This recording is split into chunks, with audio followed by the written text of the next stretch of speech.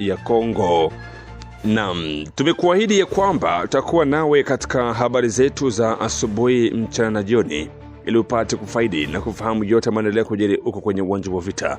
Na katika majira haya ya mchana, moja kwa moja tunakuletea taarifa kutoka huko kwenye uwanja wa mapambano ambako waasi wawili wa kundi la AFC M23 walijisalimisha rasmi Jumanne tarehe 14 Aprili mwaka wa 2026 kwa wazalendo wanaojulikana kwa wanajeshi wazalendo katika kijiji cha Miba kilichopo ndani ya wilayani Walikale mkoani Kivu Kaskazini. Kwa mujibu wa msemaji wa kundi hilo la wazalendo, Mheshimiwa Shenkuku, vijana hao wawili walieleza kuwa walijiunga na kundi hilo la waasi kwa kulazimishwa na kwamba walikuwa wakifanya shughuli za kivita bila hiari yao.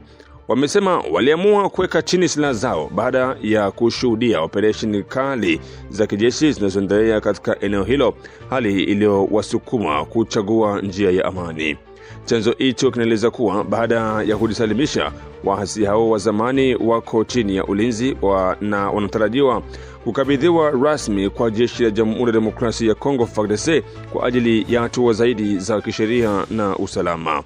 Tukio hili linatajwa kuwa ishara muhimu katika juhudi za kurejesha amani katika eneo hilo ambalo limekumbwa na mapigano ya muda mrefu kati ya vikosi vya serikali, makundi ya waasi na wazalendo wa ndani. Wakati huo viongozi wa kundi la wazalendo wametumia fursa hiyo kutoa wito mkali kwa wapiganaji wengine wa waasi walioko msituni kuachana na vita na kujisalimisha kwa hiari, wakisisitiza kuwa njia ya amani ndiyo suluhisho la kudumu kwa mgogoro huo.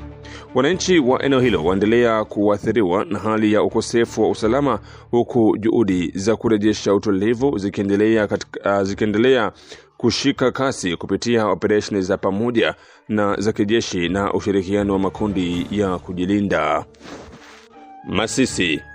Mapigano kati ya AFC M23 na FARDC na wapiganaji wazalendo yamesababisha wimbi kubwa la watu kuyahama makazi yao katika eneo la Masisi mkoani Kivu Kaskazini.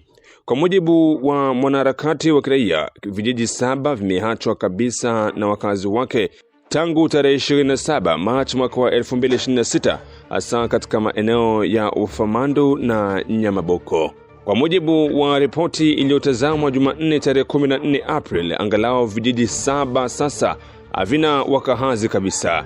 Vijiji hivyo ni pamoja na Bitoi, Bukumbi, Butindi, Kirambo, Bunyabaiti, Kashindi na Bulinda. Wananchi wamekimbia ghasia na kuendelea na kuelekea mafichoni msituni au katika eneo ambako wanahisi kwamba kuna usalama huko wilayani Walikale.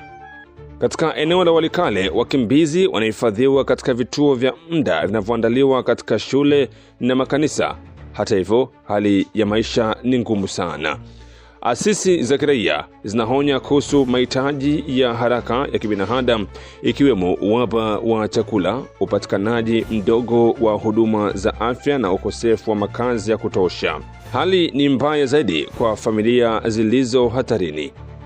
Kati ya tarehe 9 na 10 April, watu zaidi walilazimika kuhama kufuatia mapigano yaliyotokea maeneo ya Tushunguti. Wakazi wa maeneo ya Ufamandu wa kwanza Kivu Kaskazini na Ziralo Kivu Kusini pia wamekimbilia katika eneo la Waloa Luanda huko tarafani Walikale. Kutokana na hali hii, asasi za kiraia zinatoa wito wa dharura wa msaada wa kibinadamu. Watoto na wazee ndio wanaoathirika zaidi na njaa pamoja na magonjwa. Wakati huo hali mbaya ya usalama inaendelea kusababisha vifo. Asasi za kiraia zinaripoti kuwa mnamo tarehe 29 Machi, muuguzi mkuu wa kituo cha afya cha Kabundi pamoja na msaidizi wake waliuawa katika eneo la Nyamaboko wa pili. Hadi sasa hali ya ukosefu wa usalama bado inazuia familia kurejea eneo hilo kwa ajili ya kuwazika wapendwa wao. Tanganyika. Serikali imetangaza kuwa jumla ya watu 22 wamepoteza maisha kufuatia ajali ya kuzama kwa boti Jumatatu tarehe 13 Aprili mwaka wa 2026 katika ziwa Tanganyika kusini mashariki mwa nchi. Kwa mujibu wa taarifa rasmi kutoka kwa Wizara ya Uchunguzi, ajali hiyo ilihusisha mtumbwi uliokuwa ukisafirisha abiria na uliotokea umbali wa kilomita chache kutoka mji wa Kalemi ambao ni makao makuu ya mkoa wa Tanganyika. Taarifa hiyo inaeleza kuwa chanzo kikuu cha ajali hiyo ni upepo mkali uliokumba eneo hilo ukiambatana na uzito mkubwa wa abiria kupita kiasi katika mtumbwi huo, hali iliyosababisha chombo hicho kupoteza mwelekeo na hatimaye kuzama majini. Inabainika pia kuwa safari hiyo ilianza majira ya saa 9 alfajiri ambapo mtumbwi uliotoka katika bandari isiyo rasmi iliyopo Kasama, kijiji kilichopo takriban kilomita 18 kutoka eneo la Kalemi. Matumizi ya bandari zisizo rasmi yamekuwa yakitajwa mara kwa mara kama chanzo cha ajali kutokana na ukosefu wa udhibiti na usimamizi wa usalama. Licha ya vifo hivyo, taarifa zinaeleza kuwa kuna baadhi ya abiria walionusurika katika ajali hiyo, ingawa idadi kamili ya walionusurika bado haijathibitishwa rasmi. Juhudi za uokoaji na msaada kwa waathirika zinaendelea katika eneo hilo. Tukio hili linaongeza wasiwasi juu ya usalama wa usafiri wa majini katika ziwa Tanganyika, huku mamlaka zikihimizwa kuchukua hatua kali zaidi za kudhibiti uzingatiaji wa kisheria za usafiri na kuzuia matumizi ya vyombo visivyo salama. Fizi. Katika hali ya vita vinavyoendelea mashariki mwa nchi ya Jamhuri ya Demokrasia ya Kongo, hususan mkoani Kivu Kusini, kauli kali ya Kamanda William Amuri Yakutumba imezua mjadala mkubwa.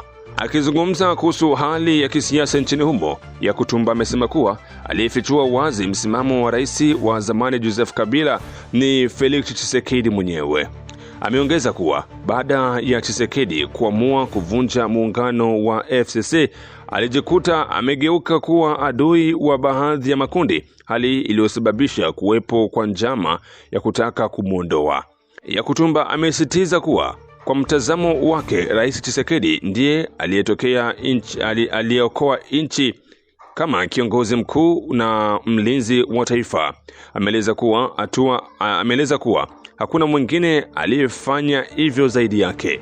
Kutokana na hali hiyo, ametoa wito kwa wananchi na wadau wa kisiasa kuungana nyuma ya rais wa jamhuri, akisisitiza kuwa ni muhimu kumuunga mkono kwa ajili ya maslahi ya kitaifa.